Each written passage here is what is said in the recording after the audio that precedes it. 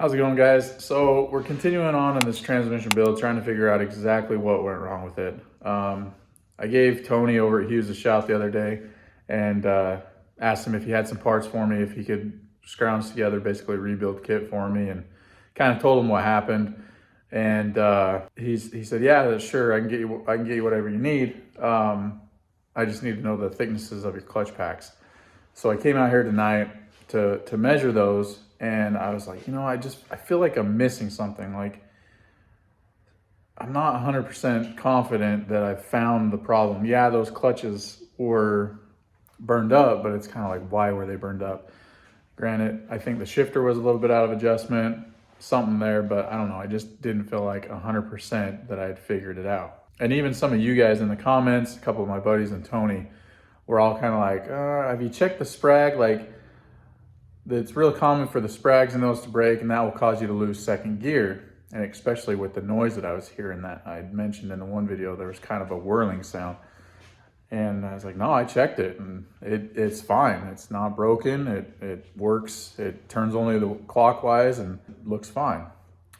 Well, tonight, like I said, I was out here and I was kind of curious. I actually found my old repair manual here and started looking through it, and I realized, you dummy, there's 2 sprags in here, and I'd only checked the one.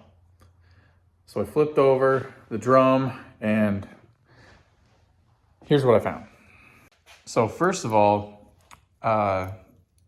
this is kind of taken apart, but the snap ring that held this on, they actually had it tack welded in 3 spots. You can kind of see there, there, and there. So I saw that and I thought, well, I guess that's not meant to come apart. I didn't even realize that this was also a sprag. This is the one that I was checking, and which you can see works just fine.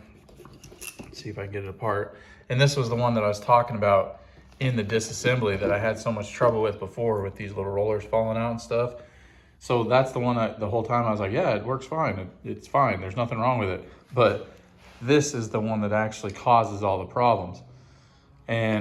But anyways, back to what I was saying, this was tack welded on, and I just didn't think about checking it. Obviously, I didn't want to cut the tack welds just to check it if it was okay, and I didn't really understand what it was. So I got my old handy dandy die grinder out, cut the tack welds, removed it, and actually back up, before I removed it, I tried to turn it, and it would hardly turn even clockwise, and it was like real catchy. It felt like there was gravel in it. It wouldn't go the other way. It only went the one way, but it did not like to go that way.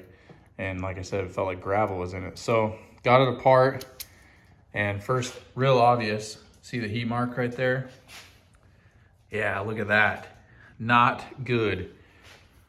So this thing is all messed up.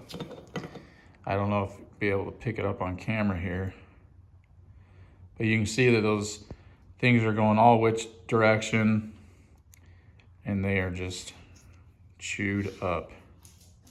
So you guys were right, my buddies were right, everyone was right. Sprag is damaged. So let's see if I can get this to do it again. So kind of see, like, it doesn't go this way very easily, but yeah. Anyways, so that's junk, and I'm gonna have to replace the sprag and this drum, I'm pretty sure. So I'm sure that's not cheap, and hopefully it isn't impossible to find right now with all the part shortages. So in the morning, I'm gonna let Tony know what I found over there at Hughes and see if he can get me one of these drums and sprags. Depending on the cost and availability, the old S10 might be sitting on jack stands for a while, but fingers crossed we get this thing back together relatively quick. But that's just a quick little update. I'll let you guys kind of know what's going on. Obviously, I'll do another video putting this thing back together and stuff like that. That race is this weekend. I've got some buddies going out there just to do some test and tune. They're not going to be doing the actual shootout, So we'll go out there, we'll film some content, get a little bit of their passes, and then maybe get some just event coverage footage. So look forward to that, guys. And as always, thanks for watching. I'll see you guys on the next one.